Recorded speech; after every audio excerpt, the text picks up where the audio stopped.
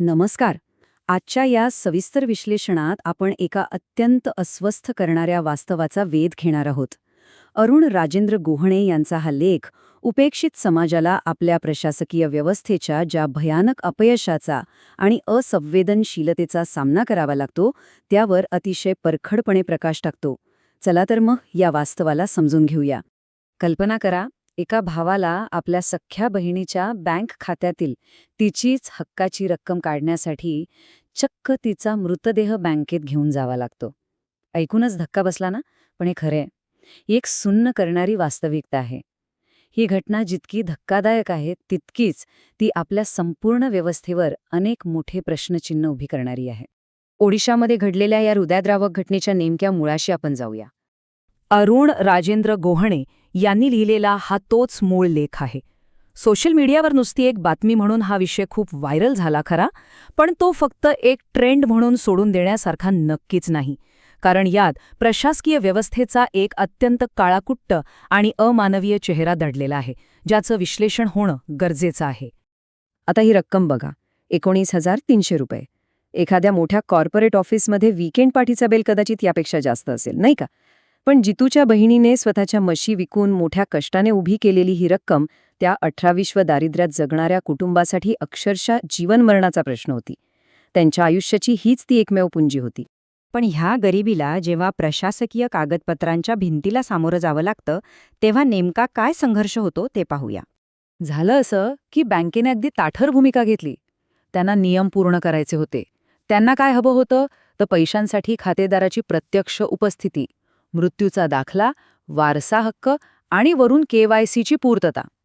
आता विचार करा, जितू मुंडासारख्या एका अशिक्षित आणि गरीब माणसाला KYC म्हणजे काय हे तरी कसं माहीत असणार? त्याच्याकडे ना वारसा हक्क प्रमाणपत्र होतं, ना मृत्यूचा दाखला.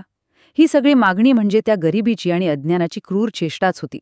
या सगळ्यातून मार्ग न निघाल्यामुळे बँकेने पैसे देण्यास साफ नकार दिला.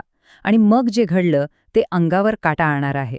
जितूला एक असा निर्णय घ्यावा लागला जो कोणी स्वप्नातही विचार करू शकणार नाही. त्याने आपल्या मृत बहिणीचं प्रेत अक्षरशः एका पोत्यात भरले आणि अणवाणी पायानी तब्बल 3 किलोमीटर चालत तो बँकेत पोहोचला. आपली बहीण खरंच मरण पावलीये हे व्यवस्थेला पटवून देण्यासाठी त्याला चक्क तिच्या मृतदेहाचाच आधार घ्यावा लागला. आणि ह्यापुढची गोष्ट तर अजूनच भयानक आहे. बँकेत गेल्यानंतर त्या पैशांसाठी चक्क त्या मृत बहिणीच्या हाताचा ठसा वापरण्यात आला. म्हणजे बघा, प्रशासकीय नियम पूर्ण करण्यासाठी थेट मृतदेहाचा वापर. ही व्यवस्था जिवंत माणसाची ओळख नाकारते, पण नियम पाळण्यासाठी मृतदेहाला समोर उभं राहायला लावते. हे किती भयानक आहे. इथेच खरा संघर्ष सुरू होतो, नियम विरुद्ध माणुसकी यांचा. लेखकांनी इथे एक अतिशय अचूक प्रश्न विचारलाय, माणूस नियमांचा गुलाम झाला आहे का? खरं तर नियम माणसाच्या सोयीसाठी बनवले गेलेत, बरोबर? पण इथे त्या नियमांच्या ओझ्याखाली माणुसकी चिरडली गेलीय. जिथे जिवंत माणसाच्या शब्दाला कवडीची किंमत नाही आणि मृतदेह पुरावा म्हणून आणायला लागतो, तिथे हे आपल्या लोकशाहीचं आणि प्रशासनाचं खूप मोठं अपयश ठरतं. हा विरोधाभास समजून घेणं खूप महत्त्वाचं आहे. एका बाजूला मोठमोठे कॉर्पोरेट व्यवहार आहेत, जिथे हजारो लाखो रुपये अतिशय सहजतेने इकडून तिकडे होतात. त्यांच्यासाठी 19,300 रुपये म्हणजे चिल्लर आहे. पण दुसऱ्या बाजूला याच देशातला उपेक्षित आदिवासी समाज आहे, ज्याच्यासाठी हीच रक्कम आयुष्यभराची पुंजी असते. ती मिळवण्यासाठी त्यांना असे अशक्यप्राय अडथळे आणि अपमानाचा सामना करावा लागतो. ही असमानता खूप काही सांगून जाते. याच संदर्भात डिजिटल इंडियाच्या सध्याच्या वास्तवावर थोडी नजर टाकूया. आपण सगळे smart city, high speed internet आणि डिजिटल इंडियाच्या मोठ्या मोठ्या गप्पा मारतो. पण दुसरीकडे देशात अशी गावं आहेत जिथे साधं मोबाईल नेटवर्कही पोचलेलं नाहीये आणि लोक अणवाणी चालतायत. तंत्रज्ञानाने कितीही मोठी उड्डाणे घेतली असली तरी प्रशासनाची संवेदनशीलता मात्र अजूनही आदिम काळातच अडकल्यासारखी वाटते. हीच आपली खरी शोकांतिका आहे.